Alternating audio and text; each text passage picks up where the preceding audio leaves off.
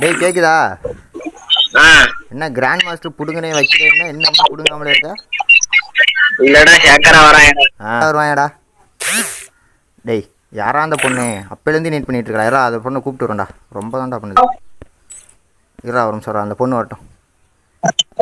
டேய் ஆதிரா கேக்குதா இல்லையாடா? எருமை மாடு இன்வைட் பண்ணா வர மாட்டியாடா? ஜான்ரி கிஸ் கொடுத்து அக்செப்ட் பண்ண மாட்டியாடா? என்னடா பண்ணிட்டு இருக்க? பேசுற கால் கேக்குதா இல்லையாடா எருமை? இதே நீ பேச டைம் கொடுத்தாதானே நீ வீட்டில் பேசிட்டே போய்கிட்டு இருக்க.